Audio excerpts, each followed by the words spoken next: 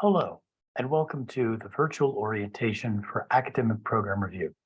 My name is Matthew DeSantis, and I will be serving as your primary point of contact within the Office of Institutional Effectiveness and Planning as you go through academic program review here at Mason. This virtual orientation will provide you a brief overview of APR, point you towards the resources that are provided by our office as you work through academic program review, and also inform you of key dates and other milestones, as well as finally next steps for academic program review and all units completing it. Let's start with just going over the overview of what we're going to cover here in the virtual orientation. As I mentioned, we're going to talk a little bit about what academic program review is, what it does and functions for as a university, and then also discuss how our office supports that process. We'll also be sharing the products of academic program review and explaining to you what is going to go into creating the self-study. We'll also be covering the resources that are available both on our website and that will be provided for you specifically as you go through this process. We'll also be discussing the rather new development of external reviews, which is something that will come towards the end of the academic program review process, where all units now go through an external review process in which teams of external faculty members come to Mason's campus to review the program. And then finally, we'll cover the next steps after this virtual orientation has been completed. So let's start with an overview. What is academic program review? Many of you watching, I'm sure, have gone through APR before, whether it be here or at Mason. But just to familiarize yourself with the process, it is a self-evaluation of academic units. It uses the data to develop new goals and action plans that support the strategic direction of the program. In short, it's an opportunity to reflect on where the unit has been since the previous program review, take stock of where they are currently, and then look towards the future in terms of what they would like the unit to become and look like within the confines of the strategic plans of the department, the school college, and the university. I always tell programs going through this that APR should be a forward-facing document. There's always going to be some reflection at the beginning, but the majority of it should be taking stock of where they are now and how we plan to improve the unit and what we do at Mason moving forward. So who does academic program review? All degree awarding programs, except those exempted by external accreditation requirements, go through the process of APR, and they go through it every 7 years. Now, why should we do APR?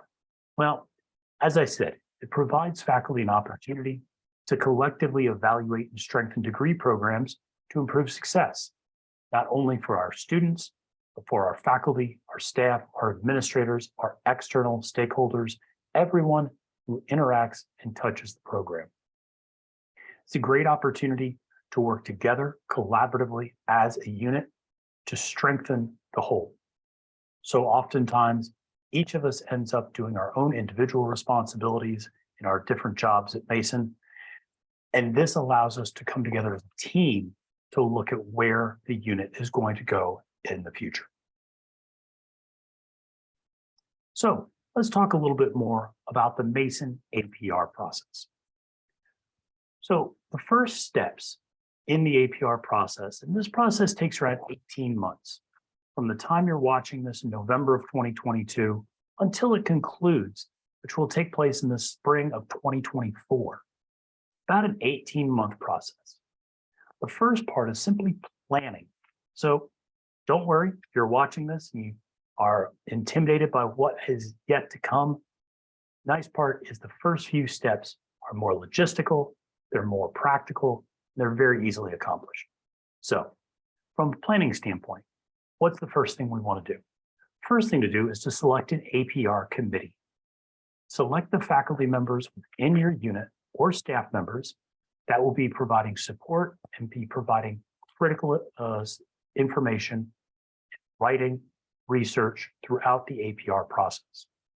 Once you identify the APR committee consisting of faculty and staff, send that information to me so I can have a complete list of your unit's APR committee so that they are included on all future communications. Additionally, it's an opportunity for you to start dipping your toe into the collecting and analysis of data. There's a lot of information on our website. There's a lot of historical information from the last APR that was completed by your unit. Also taking a look back at the student learning outcomes that have been assessed over the last 7 years from your program. So this planning phase gives you an opportunity to immerse yourself in the data, the information that's out there regarding your program from a student achievement perspective, a faculty perspective, from a staff perspective, from an alumni perspective. That allows you to start to gain a better appreciation, overall understanding of the unit. And then finally, during this development and planning period, you want to focus on new goals based on evidence presented in the self-study. Think about what can the unit do to improve? What can the unit do to enhance itself moving forward? What lessons have you learned over the last 7 years since the previous APR? And how can you move that going forward? Now, the self-study itself is a rather comprehensive document. It can vary in length depending on the nature of the unit doing the self-study. Some self-studies can end up being 60, 70 pages. Other self-studies are 160, 170 pages. So it just varies by the unit, the number of programs within the unit, and the depth that the committee goes to in the description of the unit. But within the self-study, there's an opportunity to overview the unit, the department, provide a context, and again, a history of where it has been going, where it is now, and then where it will be going in the future. Additionally, the self-study also gives programs an opportunity to dive deep into specific degree programs, as well as certificates. So in addition to the unit overview, you're also doing overview and a self-study of each of the programs within the unit and the certificates that they provide. Now, a new element to the APR process here at Mason has been the external peer review of the self-study. Prior to 2022, all Mason academic program review self-studies were reviewed by a team of internal Mason faculty. That had some obvious benefits in terms of faculty at Mason understanding the nature of the institution and some of the logistical challenges that units could face, but it rarely provided any sort of disciplinary feedback, since the faculty reviewing the self-studies were rarely from the same fields as the units completing the self-studies. The focus to a shift to external peer review of the self-study aligns Mason with best practices among Research One universities, also provides units the opportunity to bring in subject matter experts in the unit that is being reviewed, and to ensure that they're bringing in faculty from peer and aspirant institutions so that we can continually grow and improve and learn from the best practices of the best universities in the country. This process is something that our office will help facilitate and elaborate upon with some additional resources and documentation. The final step of the academic program review process is a leadership meeting. This takes place after the external review has been completed. The external review team will submit a report. The unit being reviewed will have an opportunity to respond to that report. And then once that final response has been documented, there'll be a leadership meeting between the unit, deans, academic leadership that our office and OIEP will help facilitate. So what are the actual products that you're going to be producing as a result of going through academic program review? Well, there are a few. The first is the self-study report. Self-study report is broken into 4 sections with a multitude of subsections. Each of those sections and subsections are outlined directly in the APR template that you will be receiving as a part of your initial materials being sent to you by my office and by us in OIEP. It's also available on the APR website, and it will be available in other resource areas such as Teams, which is something I'll get to in a second. But the APR self-study report, like I said, consists of 4 sections. First section is the unit level, self-study, goals, and action plans. What is the department doing What has it done? What does it look to be doing in the future? How is it planning to achieve those things? The second section is focused on the degree programs. So at a slightly more granular level, what are the programs looking to do? How are they looking to improve? How are they going to support the goals and action plans of the unit? Section 3 is certificates. If your department does not offer certificates, then you don't need to worry about this particular section. But if it does, obviously, you will be following a very similar process to that of the degrees, not to necessarily the depth and rigor, but you will be providing some overview of the goals and action plans of that certificate program. And then finally, you'll be providing a conclusion statement where you bring all of this together to show how the department and the programs work together in synthesis to ensure completion of those goals and action plans at the unit and degree level. As I mentioned, then there's an external review. The external review is both virtual or on-site, and it's conducted in March to April. This is a two-step process, though. There is both an off-site external review, in which we will be sending the external review teams your completed self-study. They will have a couple of months to complete that self-study or to complete reviewing that self-study, I should say. And then they'll be coming to campus in March, April. This would be of 2024, just to keep this all in perspective. So your self-study report is the document that you're going to be producing throughout 2023, and you'll be finishing that up and sending it to the external reviewers early in 2024. They're going to be reviewing it and then coming to campus to do an on-site or virtual review in March or April of 2024. After that, there'll be a memorandum of understanding that is drafted between your unit and your dean's office at the school college level. Our office will help facilitate that memorandum of understanding. Basically, we'll just indicate that there's a closure to the APR cycle and outline any additional actions that might be required by the unit.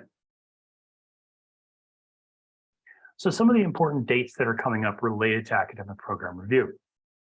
The first is the APR committee selection. I mentioned this at the beginning as one of the first things you should do as it relates to planning. APR committee selection is important. You want to make sure you have a broad representation of individuals from your unit, from the different degree programs, et cetera. You also want to make sure, quite frankly, that you spread work around evenly.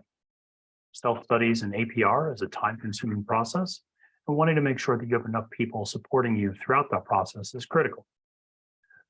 Please send me the list of your APR committee selection team by December 1st of this year. I'll be reaching out to you in case I've not heard from you by then, but the sooner you can get those APR committees selected, the sooner I'm able to get all of that information loaded into our system, and it provides you with additional resources and a space to work on the APR and plan on the self-studies together. The next step after that is another important date, I should say, not necessarily just the next step, but an important date is the external review invitations. Those should ideally go out in March or April of 2023, despite the fact that the external review won't be taking place for almost a year. We encourage units to collaborate with their schools and colleges to determine the suitable reviewers and extend invitation to those reviewers by no later than late spring 2023. We just want to ensure that we give external reviewers the proper amount of time to plan for this, that we make sure that their calendars are open, and that we make sure that if there are any logistical challenges, that we have plenty of time to overcome those, rather than waiting till over the summer or the following fall to make those plans and reservations. Next big date after that is the draft of the self-study. So you'll see you have a lot of time to work on the self-study, dive into the data, analyze things, develop a SWOT analysis, et cetera. But the next big date will be November 1st, 2023. On that date, you'll be submitting a draft of the self-study to me. Now, it's important to point out the draft of the self-study does not need to be entirely completed with a nice little bow on top. It can still be a rough draft at that point. The purpose is for me to provide some feedback to you regarding areas that you may need additional information on, areas for potential improvement, or where you are particularly strong within that self-study. Point is that it will give you enough time to implement those changes before the final self-study is due on January 15th. It's important that the final APR self-study is submitted by January 15th because that will give our external reviewers roughly 6 weeks between the time that's completed and the time they come to visit our campus in order to review all the necessary documentation. As I said, the on-site external review should be taking place in March 2024. That will allow plenty of time between the final submission of the self-study and the review for the review teams to read the self-study, but then it will also give us enough time on the back end to ensure that the review team submits a report after they visit and that your unit has an opportunity to respond to that report prior to the final leadership meeting. So, as I mentioned, one of the newer aspects of academic program review is the external review process. And I wanted to spend a few minutes just talking a little bit more depth about the external review. This has been a process that was piloted in 2021, launched in 2022. We've had several programs go through this external review, both on-site and virtually. I'm happy to say that units going through it have found it to be incredibly rewarding. They've gotten great feedback. It's been incredibly helpful, and I think has been overwhelmingly embraced by not only the units, but the schools and colleges, and the reviewers have had a wonderful interaction and engagement in the process as well. From a practical standpoint, you should be inviting 2 to 3 faculty members to serve on the review teams. Faculty should be coming from programmatic peer and aspirant institutions. Notice I say and highlight programmatic. Mason has a number of institutional peer and aspirant schools and colleges you can find on the Chev website and any number of other places. However, that might not be suitable for your particular program and your particular unit. Ideally, you would like to look at what are the schools and colleges that are most closely aligned to us from a peer and aspirant standpoint for your particular unit and your particular program, and focusing on faculty from those areas. Every school or college has their own area of specialties, and I want you to be able to tap into that. Units should receive approvals from the dean's office prior to inviting any faculty member to serve as an external reviewer. In other words, units should not unilaterally be inviting faculty to serve as external reviewers. There's a conflict of interest form that is on our OIEP website that you can review to ensure that reviewers do not run afoul of any of those potential conflicts of interest. But in an ideal world, the unit would bring forth the name of potential faculty members to serve on the review team, submit that to your dean's office for approval. Once they receive approval, the dean's office would handle the explicit communication with the faculty reviewers. If you have any questions about that, please feel free to reach out to me. I'm happy to provide any additional clarification. The first time going through this can always be a little bit confusing in terms of what steps come first and second and third, but we are always here to help and support. OIEP also has a portion of our APR website that focuses specifically on external review resources. This will provide a draft or example invitation with draft language that you can, of course, modify to fit your particular unit needs. Also provides a charge to the external review teams, and it provides a very, very basic example site schedule. I want to emphasize that this is a very basic site schedule of what a on-site review might look like. Every single unit is going to be different and distinct, and the times and locations of those meetings are obviously variable and do not need to be locked in stone, but it should give you a sense of who are the primary individuals that these external review teams should be meeting when they come to campus. How you organize that is something that I'll be working with you on throughout the APR process and provide you some guidance. And we're also getting feedback from the external reviewers who are completing the external review recently for us in terms of what works best for them and some suggestions moving forward. In terms of cost, honorariums and travel costs are the responsibility of the department or school college, most times the school or college, okay? That is a very critical distinction to make. So honorarium, typically $1,000 to $1,500. I have seen it as low as $500, but no lower than that. But like I said, those costs are the responsibility of school college. So what are some other changes that we're making to academic program review, and might be a little bit different from the last time you did it 7 years ago if you were here at Mason? There's more focus on equity. You'll see if you take a look at our APR guide, there are specific sections now that highlight where equity needs to be addressed, both in the student and the faculty level. One of the things that our office has worked on very diligently over the last 2 years is the development of dashboards, data dashboards, that allow for significantly more granular analysis along a number of different key equity indicators, such as race, ethnicity, gender, Pell status, and first-generation status, but certainly not just those. There are a variety, in-state, out-of-state, on-campus, off-campus, a number of different ways to look at this data at a programmatic unit, school, college, and institutional level.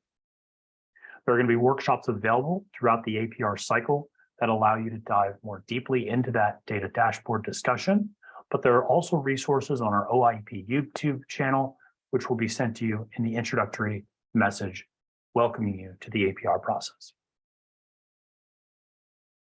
So if you've not visited our website, here's an example of a dashboard. This is a 10-year enrollment trends dashboard that we have.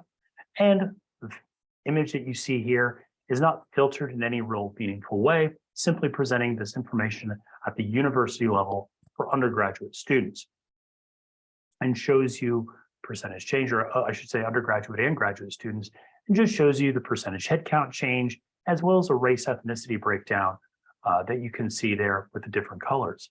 This is just one example of the sort of information that you're able to extract from our dashboards, whether it be in terms of enrollment, degrees awarded, faculty staff composition, retention, time to degree, credit to degree at the undergraduate and graduate level. The other thing that's important to point out is that new dashboards are being developed on a constant basis. And so there will be more information throughout the APR cycle that I will point you towards as it gets developed. But I encourage you to go to the OIP website and look at the data dashboards. If you're on campus, it's really no problem. If you're off campus, make sure you're logged into VPN prior to accessing any of the dashboards. And as I mentioned, there's already resources on our YouTube page that walk you through this in a step-by-step manner. So what are some other important notes? First is really the key idea here is the collection and analysis of data is used for planning and improving equitable success. We want to make sure that students, faculty, staff are all achieving across the board at a similar level. And so providing more granular data that allows for you to examine degrees awarded, retention, graduation rates, et cetera, by different race, ethnicities, by different genders, by different Pell statuses, et cetera, give you the opportunity to analyze this data and then put into place action plans regarding improving equitable success. Again, the document is as much forward-facing as it is reflective. Now, there's also the element of student learning outcomes assessment. The previous student learning assessment software, TK20, has been stopped, and a new assessment software is going to be implemented starting in 2023. However, TK20 annual assessment reports have all been backed up. Our office will be providing those to you in an Excel documented format in your Teams page the coming weeks. This way, you do not have to go into TK20 to get that information. Rather, you will be able to access all of your previous TK20 reports within your Teams file and take a look at that information at that time. Obviously, reflecting on the assessment reports from the last 7 years is going to be critical in terms of how students achieved in your student learning outcomes at your program level. You also are going to want action plans that are aligned with the unit and program mission and goals, as well as those at the university level. The new university strategic plan is in the process of being rolled out. Connecting that strategic plan with the mission and goals of your school college and connecting that to the mission and goals of your unit and program are important. There should be collaboration between all of those different levels. and that you should be able to map your program and mission goals to those of your school college and those of the university. Additionally, you want grounded in the findings of the self-study. You want practical solutions to potential issues and ideas for enhancing and improving the program moving forward. As I finally mentioned here, it is a forward-thinking document. You want to focus on what is going to be achieved over the next 7 years, how the unit is going to be able to achieve it. So let's talk a little bit more about resources. There's going to be a lot of resources available for you as you go through this process. You are certainly not going through it alone. Again, I will be your primary point of contact within OIEP, and there's a lot of resources we already have available on our APR page. You certainly can provide more resources as you need them.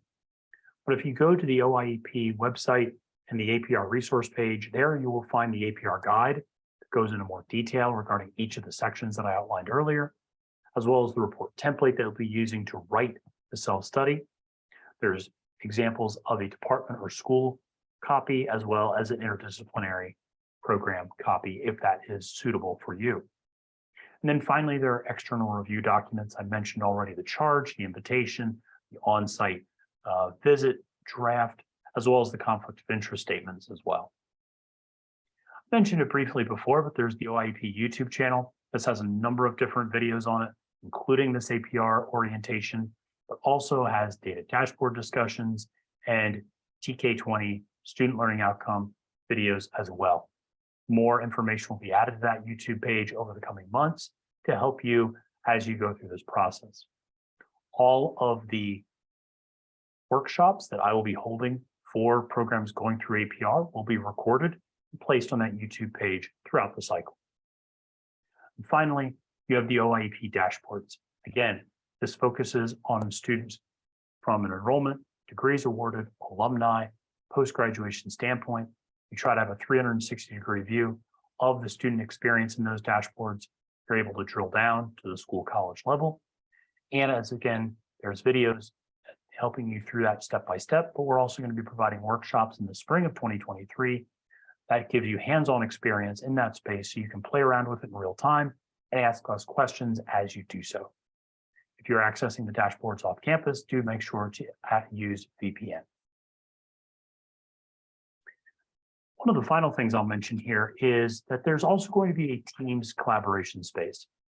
In the past, we've used Blackboard, but due to the university's decision to do an RFP on our new learning management system, we thought it would be best not to use Blackboard in this space and instead use Teams, which is something that many of you are probably familiar with.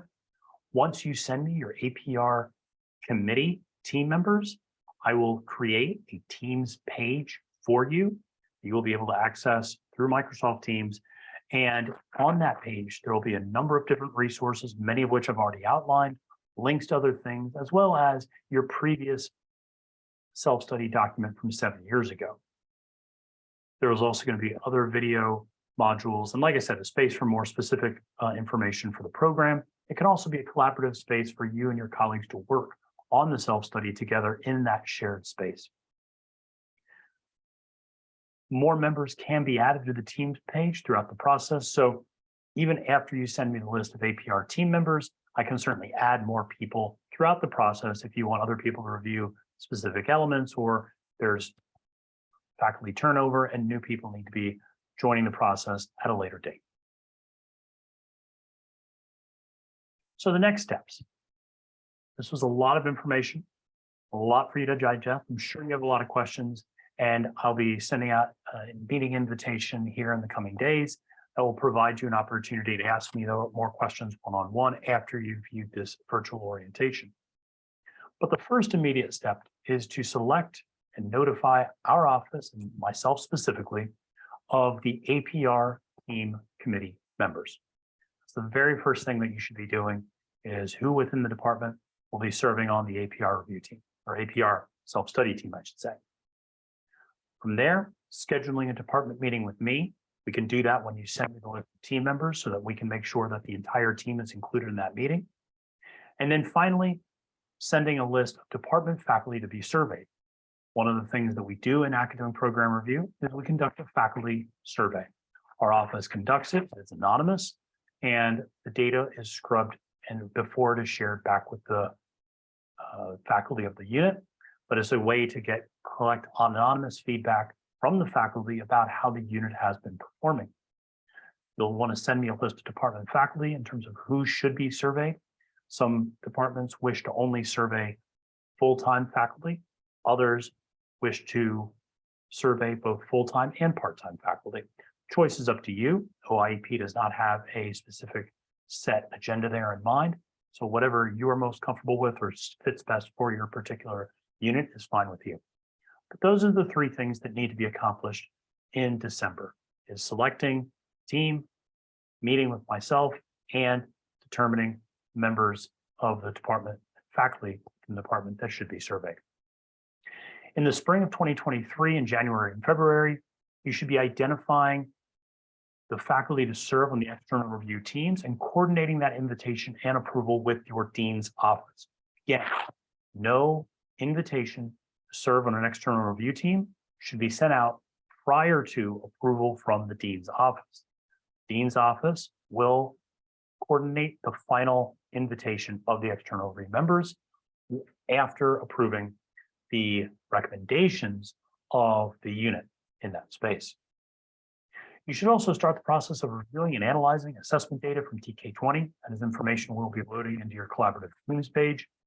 You should also start the process of reviewing and analyzing the OIEP dashboards to familiarize yourself with the data that's there, so you can get a sense of where your unit stands across different dimensions and trends that might have existed over the last 7 years.